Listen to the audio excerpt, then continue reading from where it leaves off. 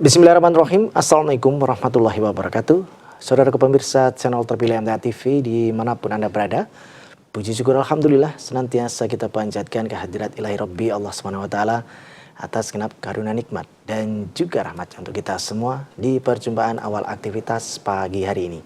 Kita jumpa kembali di program unggulan Fajar Hidayah dan Alhamdulillah sudah hadir Ustadz Muhammad Ghazali SPDI yang nanti akan melanjutkan pelajaran sekaligus memberikan pencerahan untuk kita semua di kesempatan pagi kali ini. Assalamualaikum warahmatullahi wabarakatuh Ustaz.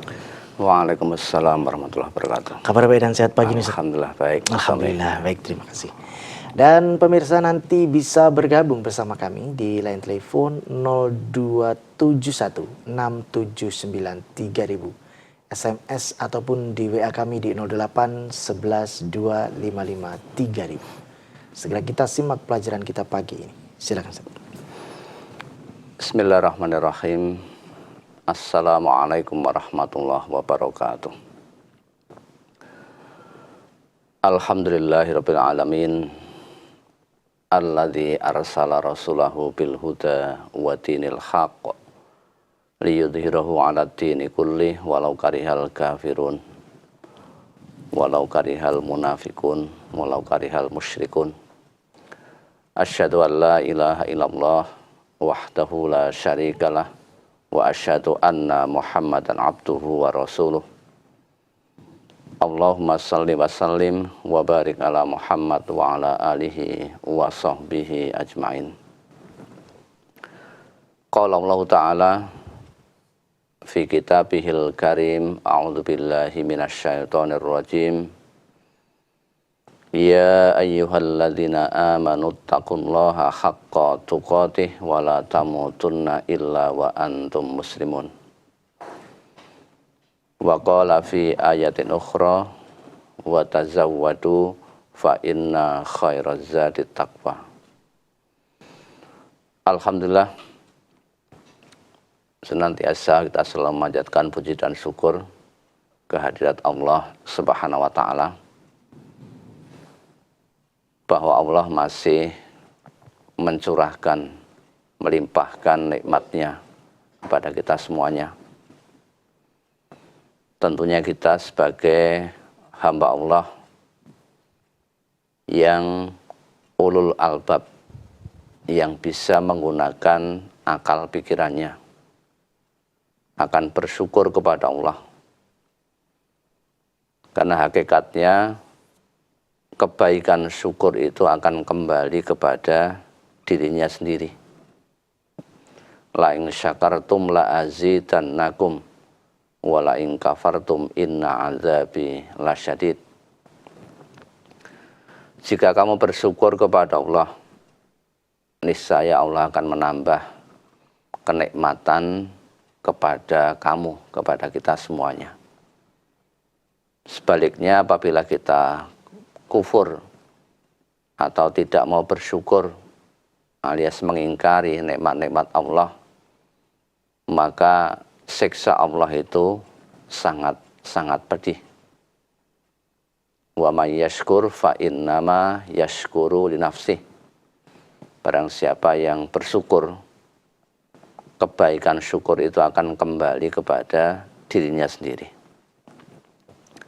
Selanjutnya selawat dan salam mudah-mudahan senantiasa diberikan kepada Nabi Muhammad SAW yang telah memberikan petunjuk kepada kita jalan yang lurus, jalan untuk menggapai kebahagiaan yang hakiki, yaitu kebahagiaan yang ada di akhirat.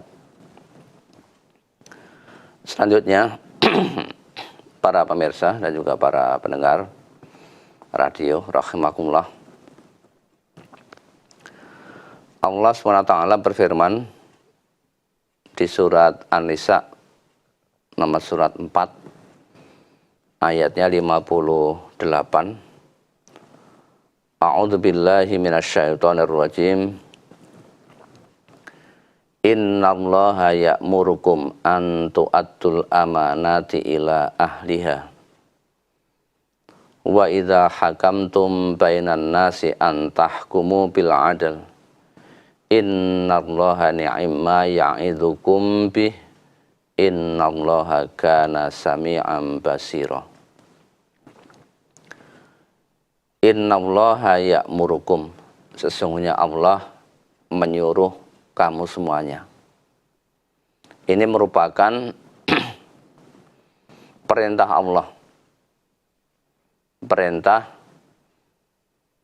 yang memberikan kehidupan kepada kita. Perintah zat yang memberikan rezeki kepada kita. Tentunya kita sebagai hamba Allah yang baik, ini akan taat terhadap perintah yang diberikan oleh Allah. Sesungguhnya Allah menyuruh kamu. Apa yang diperintahkan? Antu'addul amanati ila ahliha. Untuk menyampaikan amanat, menunaikan amanat kepada yang berhak menerimanya.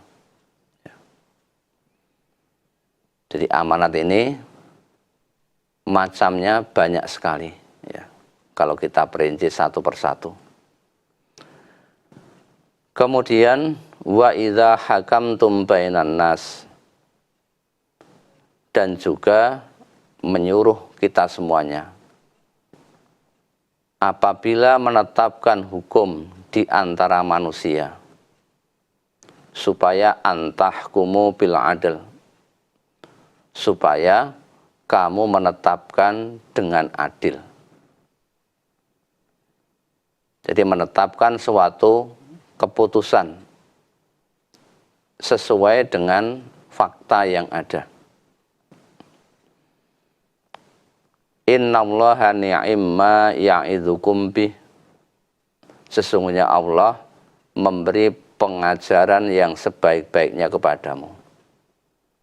Jadi Allah memberikan pengajaran kepada manusia, pengajaran yang baik, baik akibat untuk dirinya sendiri maupun akibat untuk orang lain, baik secara pribadi atau secara umum.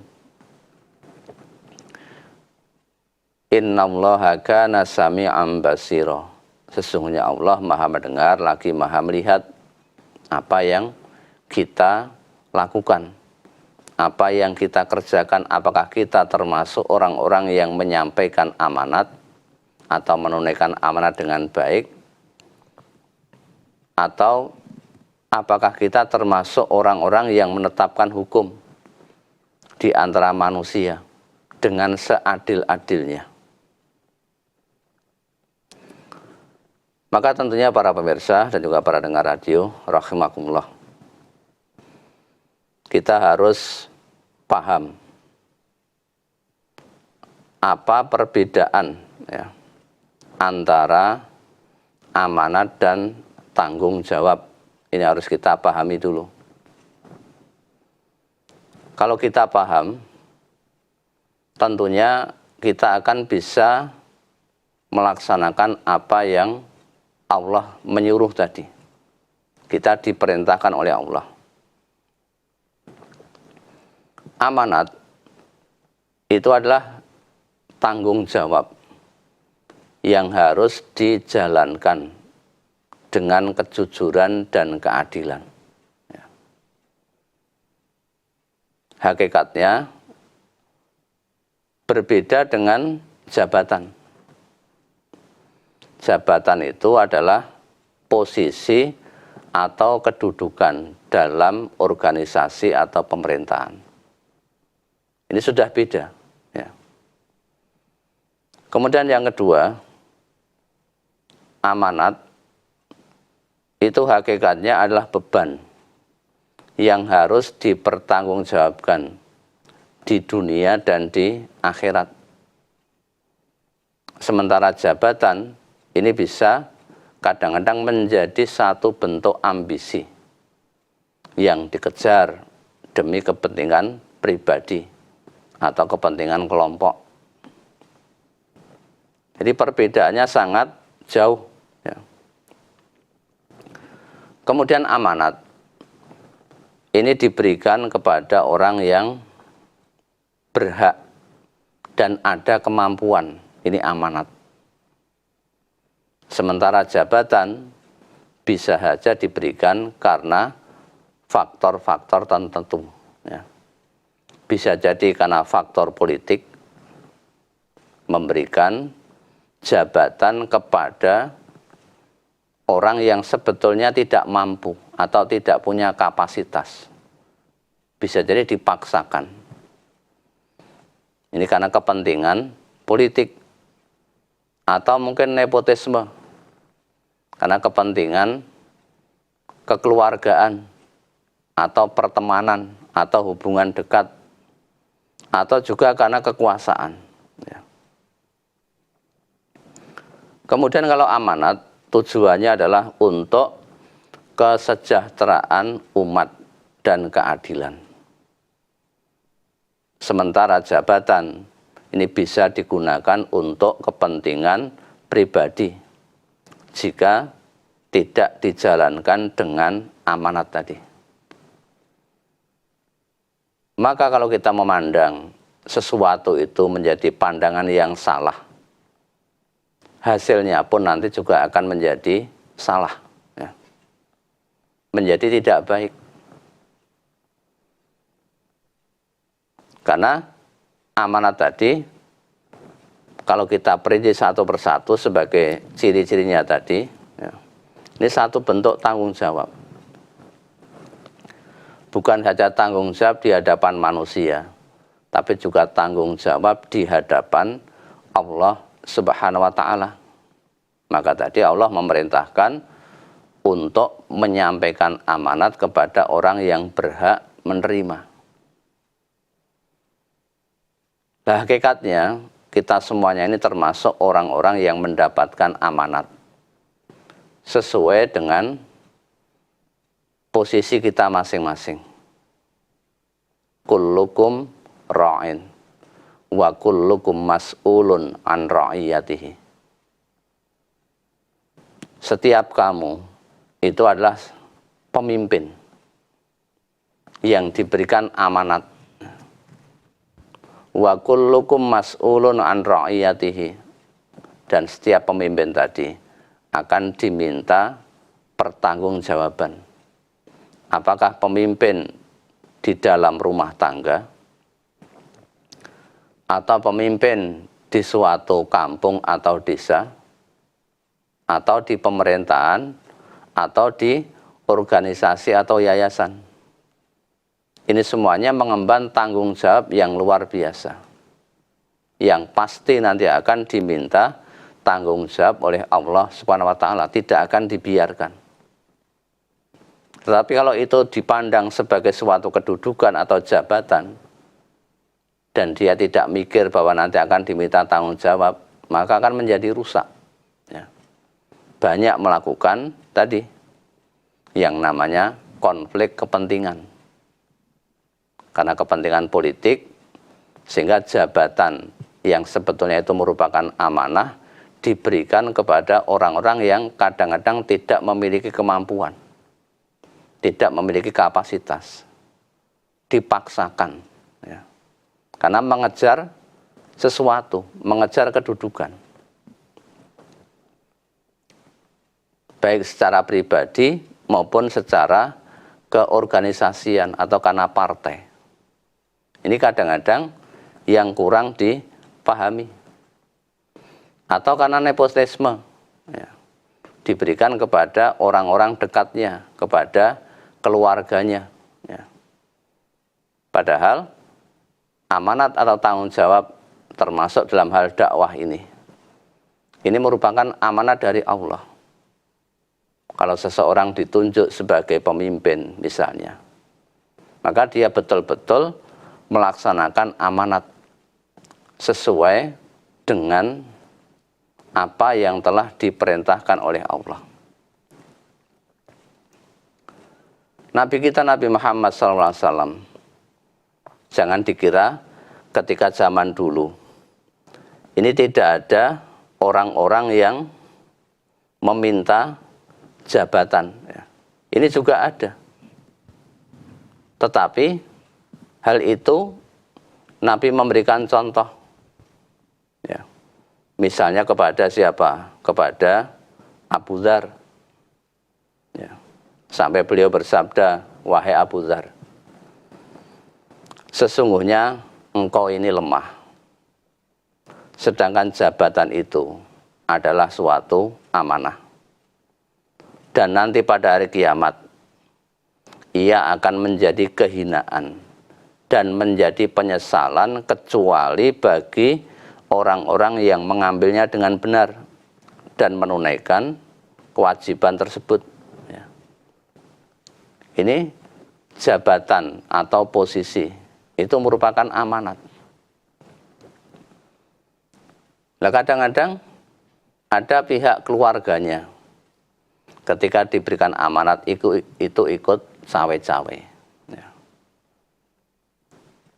Istrinya kadang-kadang mempengaruhi suaminya. Anak-anaknya kadang-kadang mempengaruhi suaminya yang seharusnya itu sebagai amanat yang nanti akan dipertanggungjawabkan. Maka berapa banyak ada pejabat-pejabat ini oknum tentunya. Ya.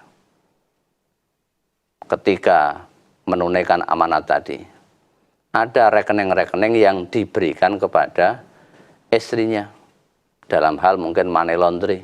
Ya. Kadang-kadang ada seperti itu. Atau kepada anak-anaknya, atau kepada teman-temannya, karena menganggap bahwa itu suatu bentuk jabatan. Atau keluarganya, ini juga ikut cawe-cawe. Apakah itu kakaknya, atau adiknya, atau familinya. Ya. Ini amanat, ya, tanggung jawab yang harus ditunaikan dengan sebaik-baiknya. Kalau dia tidak bisa menunaikan amanat dengan baik, maka sesuai dengan sabda Nabi tadi, itu akan menjadi kehinaan. Besok akan menjadi orang yang terhina. Dan bahkan menjadi penyesalan. Kenapa dulu ketika saya di dunia diberikan amanat tidak dilaksanakan dengan sebaik-baiknya. Tidak ditunaikan dengan baik, tok gampang dipengaruhi oleh sana-sini. Ya. Ini contoh dari Nabi yang betul-betul memberikan contoh bagaimana menunaikan amanat dengan baik. Termasuk juga ya, ketika ada seorang wanita ini mencuri dari Bani Makhzum karena ada hubungan kedekatan ya, dengan Fatimah ini. Kemudian Fatimah ini minta keringanan kepada Nabi agar memperingan hukumannya. Karena hukuman mencuri itu adalah potong tangan, tangannya dipotong. Kemudian Nabi dengan tegas beliau bersabda, ya, wallahi, demi Allah, lau anna Fatimata binti Muhammadin saraqat laqata'tu yadaha. Demi Allah, seandainya Fatimah putri Muhammad itu mencuri, niscaya aku sendiri akan memotong tangannya. Jadi tidak ada yang namanya apa? Nepotisme. Hubungan kedekatan, hubungan kekeluargaan, hubungan famili, ini ikut cawe-cawe di dalam melaksanakan amanat tadi. Maka tentunya ini menjadi pelajaran bagi kita semuanya, karena hakikatnya kita semua ini termasuk orang-orang yang diberikan amanat. Ya. Yang memberikan siapa? Ya Allah. Yang kelak nanti akan dipertanggungjawabkan, akan diminta tanggung jawab apa yang sudah kamu lakukan. Karena Allah menyuruh kita untuk menyampaikan amanat dengan sebaik-baiknya. Dan supaya menetapkan hukum di antara manusia dengan adil. Kadang-kadang ada orang yang memberikan keputusan kurang adil, dipengaruhi sana-sini, ada yang disogok, ada yang disuap. Akhirnya hukum menjadi tidak tegak, yang menyebabkan ketidakadilan, ketidakpuasan yang ada di masyarakat. Ini menjadi problem yang luar biasa. Ya. Hukuman yang seharusnya mungkin 20 tahun, ini bisa dikorting menjadi 6 tahun misalnya. Ya karena ada sogok suap.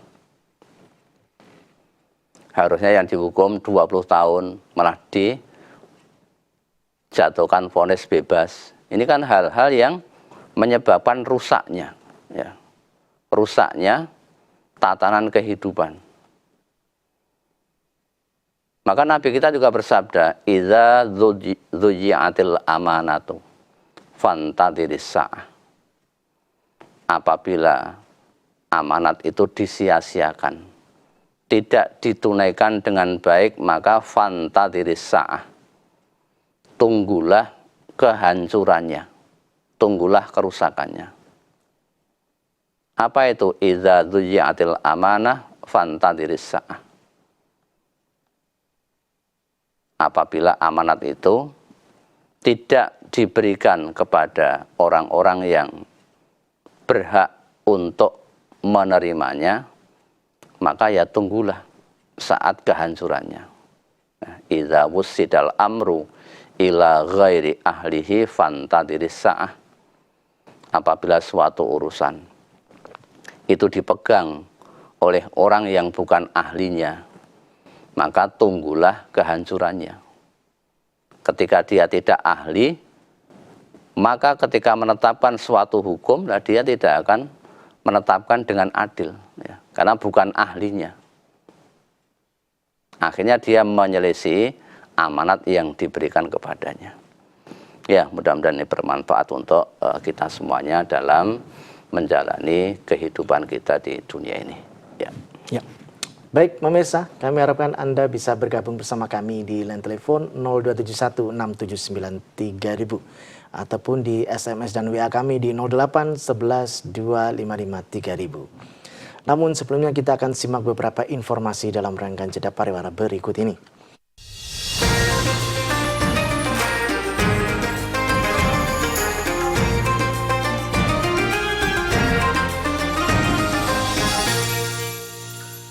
Baik, saudaraku pemirsa channel terpilih MTA TV dimanapun Anda berada, terima kasih Anda masih setia bersama kami, khususnya di program unggulan Fajar Hidayah pagi ini. Kesempatan bertanya yang pertama kami persilakan di 02716793000. Halo, Assalamualaikum. Assalamualaikum Waalaikumsalam warahmatullahi wabarakatuh. Dengan siapa, di mana Bapak? Dengan Pak Heru. Pak Heru di mana? Dari Klaten. Klaten, silakan Pak Heru. Iya. Mohon maaf tadi materinya sangat bagus antara amanat dan jabatan.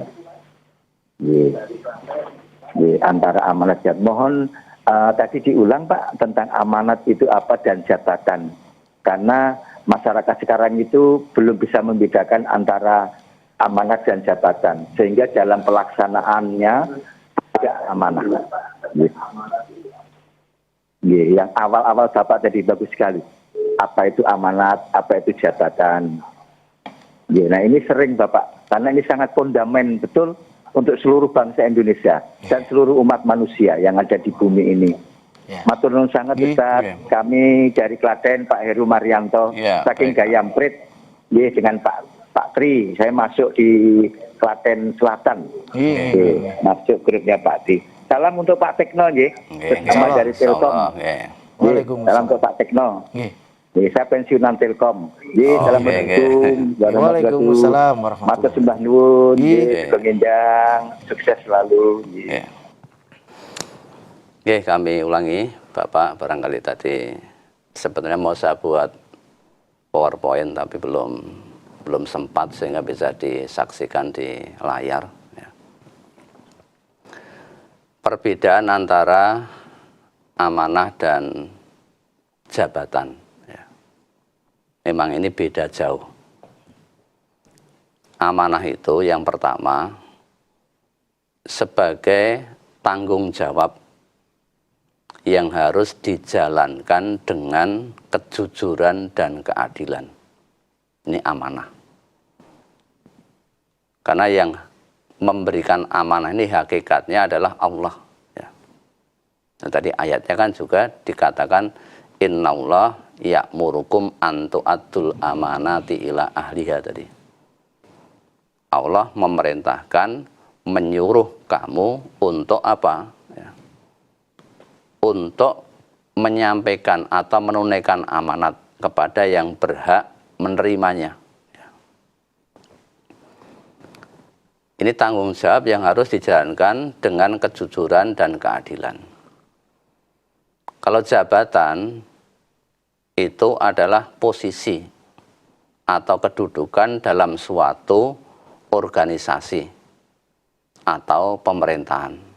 Ini jabatan. Ya. Kemudian yang kedua, amanah. Hakikatnya adalah beban. Jadi dia terbebani dan harus dipertanggungjawabkan di dunia dan di akhirat. Tidak hanya laporannya, LPG-nya itu hanya diberikan kepada manusia, tetapi nanti juga akan sampai dipertanggungjawabkan di akhirat. Mau tidak mau dia harus berlaku tadi, kembali ke pertama, jujur dan adil. Ya. Ini pertanggungjawabannya, LPG-nya, ini sampai dunia akhirat kalau amanat. Sementara jabatan, ini bisa menjadi ambisi yang dikejar untuk kepentingan pribadi atau mungkin kepentingan kelompok tertentu. Kemudian yang ketiga, karena ini amanah, maka harus diberikan kepada orang yang berhak, orang yang mampu. Ya. Ini amanah. Sementara jabatan ini bisa saja diberikan karena faktor tadi. Faktor politik atau nepotisme atau karena dia punya kekuasaan, sehingga tidak kadang-kadang ada yang diberikan kepada orang yang sebetulnya dia tidak mampu. Ya. Dan nanti di hadis berikutnya akan sangat dampaknya luar biasa. Ya. Bagaimana kalau amanat ini diberikan kepada orang yang sebetulnya dia tidak mampu, di balik itu ada orang yang mampu. Akibatnya apa? Itu ada disebut dalam hadis. Kemudian yang keempat, amanat tadi ditunaikan pasti punya tujuan. Ya. Tujuannya apa? Untuk kesejahteraan umat dan keadilan. Ya. Bukan untuk memperkaya diri. Maka dulu Nabi dan para sahabat ketika diberikan amanat tidak menggunakan sebagai jabatan yang nanti dia akan memperkaya diri dan lain sebagainya. Bahkan di zaman Khalifah Umar bin Abdul Aziz, ini banyak orang-orang yang dekat dengan keluarganya, ini diganti. Karena apa? Karena dia tidak punya kapasitas. Ya. Sebelumnya dipilih karena apa? Kedekatan. Nah, sementara jabatan ini bisa digunakan untuk kepentingan pribadi jika tidak dijalankan dengan amanah tadi. Ya, amanah jelas untuk kesejahteraan umat, ya, untuk keadilan umat, sehingga tidak ada orang yang terdolimi. Ya, kira-kira begitu dari Pak Heru yang dari Klaten. Baik, kita lanjutkan Ustaz. Pertanyaan di WA. Kalau suami sakit sampai tidak bisa mencari nafkah dan sudah bercerai dengan istrinya, lalu anaknya disekolahkan ibunya, apakah semua biaya yang dikeluarkan untuk anak menjadi hutang bapaknya Ustadz? Kalau dihitung hutang tentu berat. Apa perlu bilang kepada ibunya supaya diikhlaskan, Ustaz? Ya, memang kewajiban untuk memberikan nafkah bagi suami istri tadi dalam keluarga itu adalah dibebankan kepada suaminya. Ar-rijal qawwamuna 'alan nisa bima faddalallah ba'dhum 'ala ba'din wa bima anfaqu min amwalihim. Laki-laki itu adalah pemimpin di dalam keluarga atau pemimpin terhadap perempuan tadi. Karena Allah telah melebihkan laki-laki atas wanita. Dan karena laki-laki telah memberikan infak nafkah dari harta mereka. Itu di surat An-Nisa ayat 34. Kemudian di surat Al-Baqarah ayat 233 juga disebutkan wa 'alal mauludi lahu rizquhunna wa kiswatuhunna bil ma'ruf. La tukallafu nafsun illa wus'aha. Dan kewajiban ayah memberi makan dan juga pakaian kepada para ibu atau keluarganya dengan cara yang ma'ruf.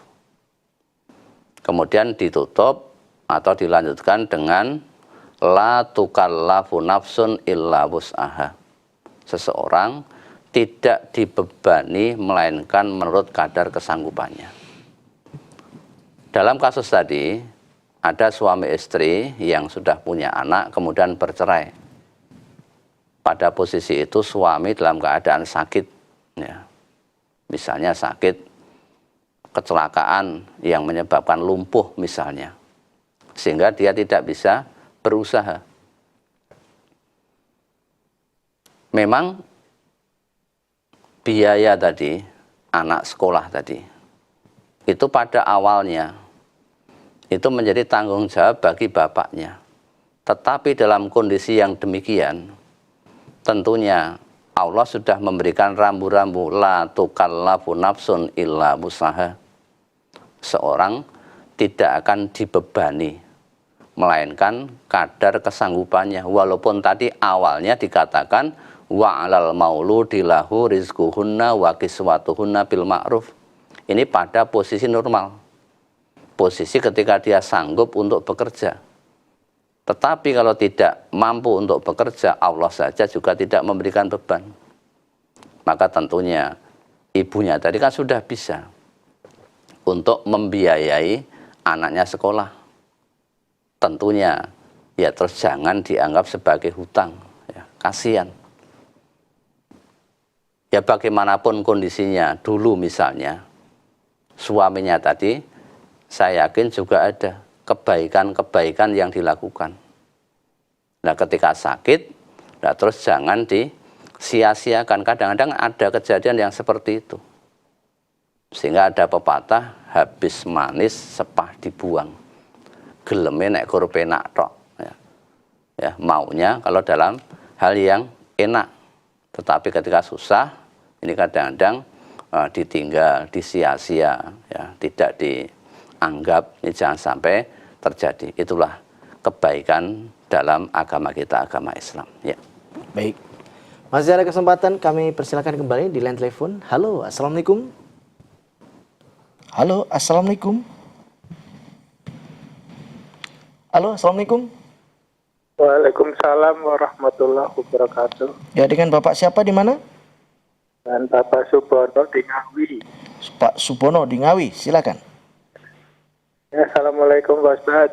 Waalaikumsalam warahmatullahi wabarakatuh. Ya ini saya mau tanya, mungkin tidak ada tuntunannya mungkin. Ini kan mertua usianya udah lanjut ya sekitar 80-an tahun, ikut saya. Nah, terus dalam bacaan sholat itu belum hafal gitu.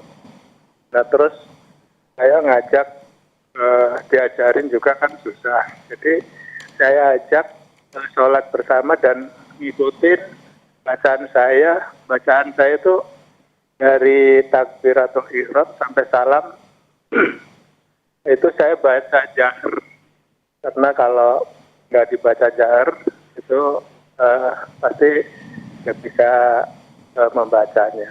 Apakah itu dibenarkan? Itu aja, Ustaz. Assalamualaikum warahmatullahi Sebentar wabarakatuh. Bapak. Halo Pak Supono. Ini terjadi di dalam sholat atau Bapak di luar sholat?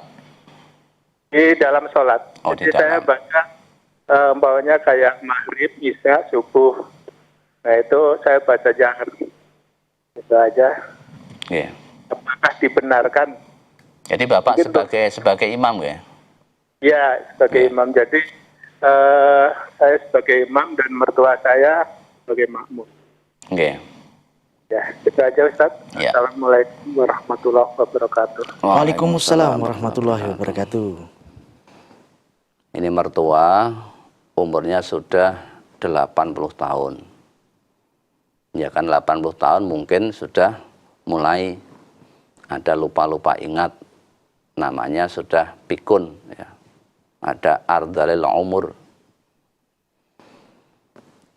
Kemudian ketika sholat, ini bacaannya ada yang belum hafal.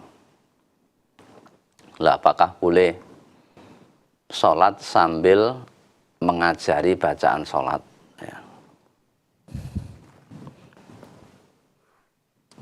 Ketika kita sholat jahar dan kita menjadi imam, tentunya yang namanya sholat itu adalah mengikuti tata cara yang dilakukan oleh Rasulullah Sallallahu Alaihi Wasallam. Apa yang perlu dijaharkan ketika Nabi sholat? Takbir jelas boleh, ya, Allahu Akbar. Kemudian, lah bagaimana dengan doa iftitah? Ya doa iftitah ya jangan dijaharkan. Jangan dijaharkan karena itu tidak ada contohnya dari Rasulullah. Misalnya Allahu Akbar, kemudian imamnya juga membaca Allahu Akbar kabira walhamdulillahi katsira wa subhanallahi bukrata wa asila. Ini biar ibunya juga ikut menirukan. Itu tidak ada contohnya. Lalu Fatihah ya silahkan. Surat silahkan. Takbir silahkan, kemudian ada tasbih, ruku, ya. Subhana rabbiyal azim, dibaca keras. Itu Nabi tidak mencontohkan seperti itu.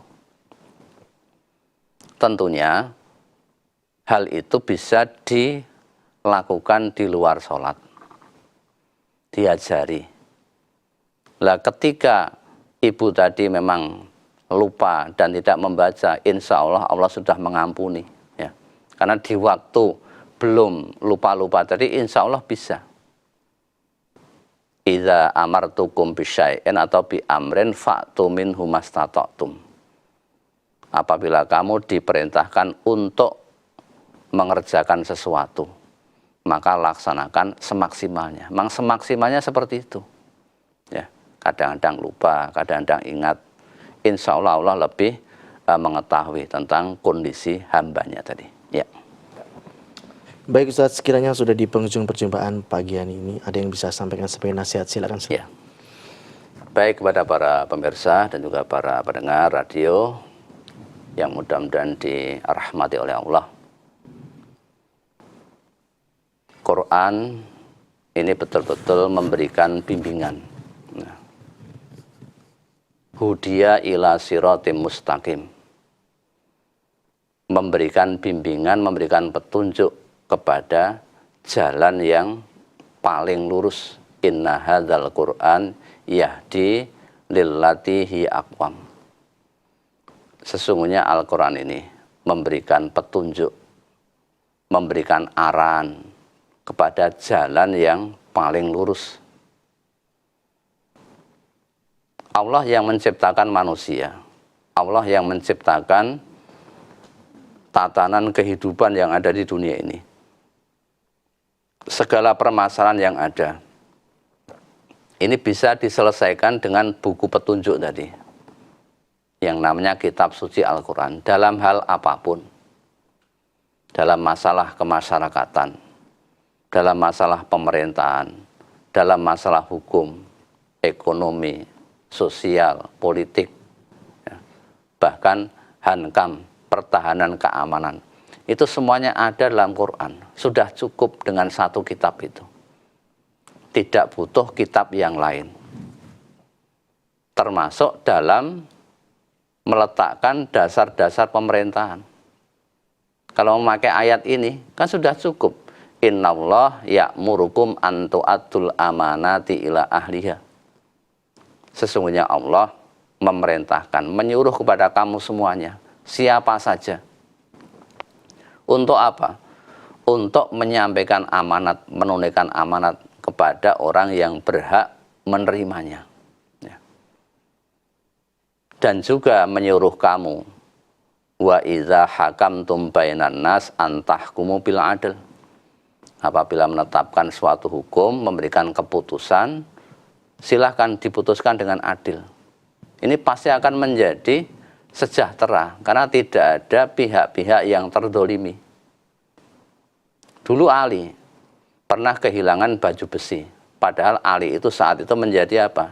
Menjadi khalifah.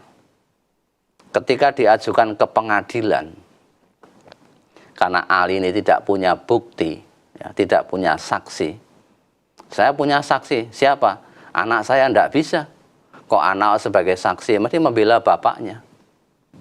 Karena tidak punya saksi, tidak punya bukti, akhirnya Khalifah Ali kalah di pengadilan. Diberikan kepada orang Yahudi tadi, yang menemukan baju besi tadi.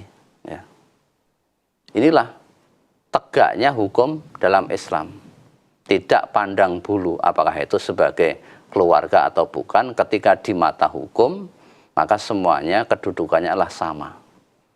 Inilah indahnya Islam kalau kita mau belajar, mau mentadabbur Al-Quran. Insya Allah semua permasalahan bisa diselesaikan. Ya, demikian. Baik Ustaz, kami sampaikan terima kasih atas pelajarannya pagi ini Ustaz. Ya. Assalamualaikum warahmatullahi wabarakatuh. Waalaikumsalam warahmatullahi wabarakatuh.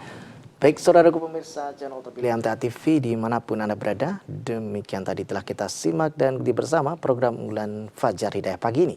Kita jumpa kembali di kesempatan mendatang. Saya Tomel Fatoni pamit undur. Alhamdulillahirrahmanirrahim. Subhanakallahumma wa bihamdika asyhadu an la ilaha illa anta astaghfiruka wa atubu ilaik. Assalamualaikum warahmatullahi wabarakatuh.